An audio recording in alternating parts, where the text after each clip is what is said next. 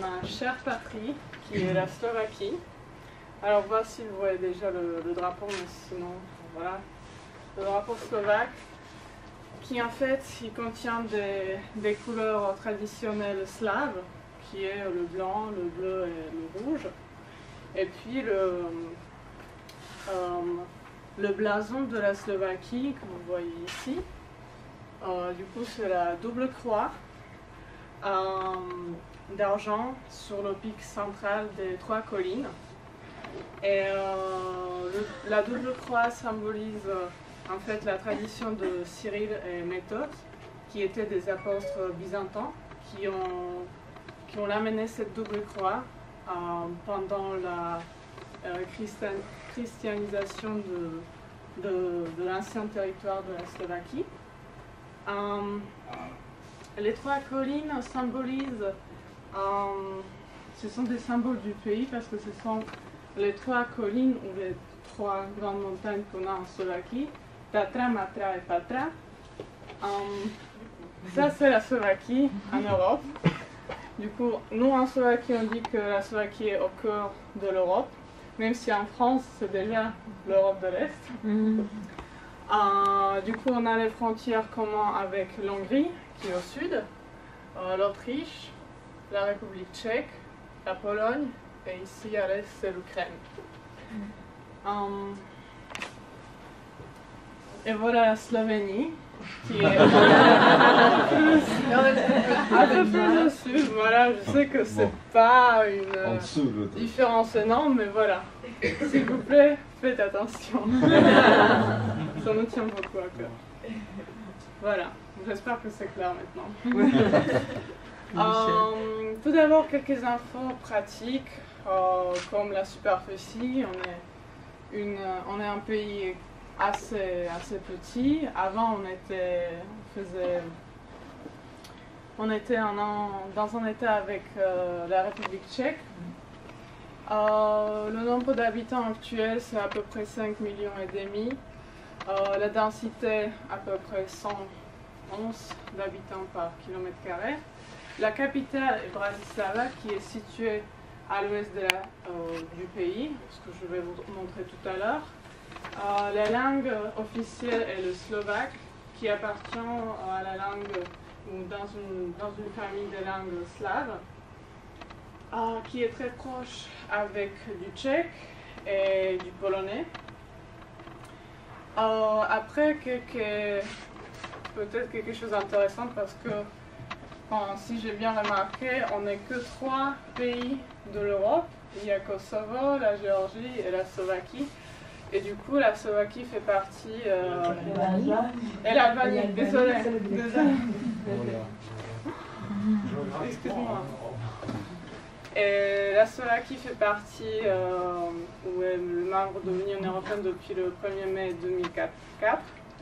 Et on est entré aussi dans l'espace de Schengen en 2009, qui veut dire qu'on utilise l'euro depuis cette année-là. Avant, la monnaie nationale était des couronnes slovaques. Et 1 euro, ça vaut 30 couronnes slovaques. Voilà. Ensuite, à droite, c'est aussi le repas qui est très, très populaire. C'est le canard cuit avec des galettes, encore une fois, de pommes de terre. Si vous n'avez pas encore remarqué, on mange pas mal de pommes de terre en Slovaquie, puisque c'est consistant, ça tient bien. Et à l'époque, quand il fallait travailler dans les champs et tout ça, c'était bien. On voit bien, on aime voir. Et du coup, vous avez ce qui s'appelle Slivovica, qui est un alcool très très connu et très populaire. 52%. Voilà. Il y a 72 aussi.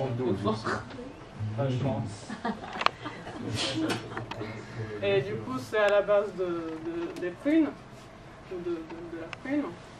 Ensuite, vous avez Borovička, qui est à la base des myrtilles. Puis, ce qui est assez populaire en ce moment parce que c'est plus moderne que les deux autres. C'est Tatrati. Et là, vous avez plusieurs variantes. Ça varie de 30% jusqu'à 72%. Pour les courageux. Ça fait des trous dans la langue. Il faut savoir le voir.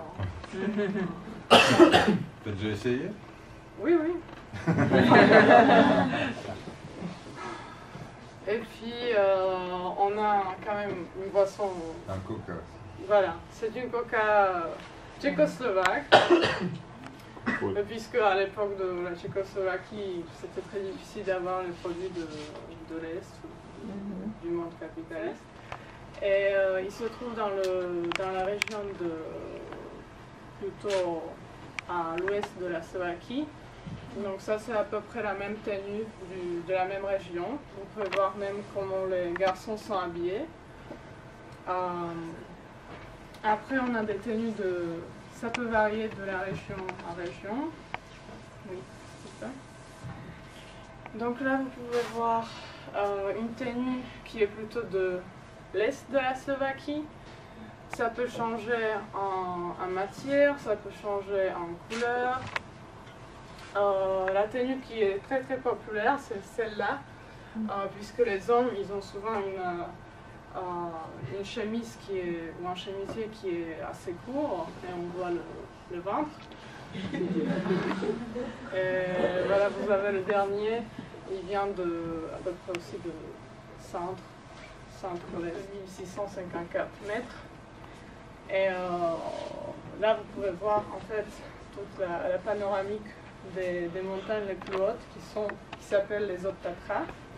On a aussi les basses Tatras qui sont un peu basses, un peu plus au sud. Même au centre des villages eux-mêmes, en fait, vous pouvez aller de cave en cave et goûter. Bien sûr, il faut payer quelque chose, mais voilà, c'est très convivial. C'est très typique, surtout pendant l'été. Et voilà, c'est quelque chose à voir et à essayer, à goûter. Même au centre des villages eux-mêmes, en fait, vous pouvez aller de cave en cave et goûter. Bien sûr, il faut payer quelque chose, mais voilà, c'est très convivial.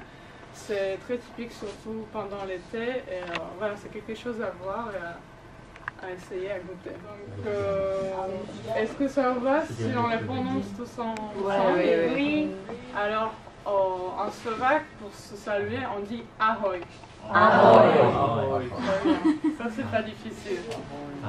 Ensuite, si vous voulez être un peu plus poli et saluer, par exemple, les parents de votre copine ou votre copain, vous dites Dobrý deň. Dobrý deň. Si vous voulez demander comment la personne va, vous demandez Ako sa máš. Ako sa máš. Si vous voulez dire merci, remercier quelqu'un, on dit Ďakujem. Ďakujem. Et deux phrases très très importantes. Ľúbim ťa. Ľúbim ťa. Qui veut dire je t'aime. Et Un bière, s'il vous plaît. voilà, très essentiel pour ceux qui aiment la bière. Jedno pivo, prosím. Jedno pivo, prosím. Très bien.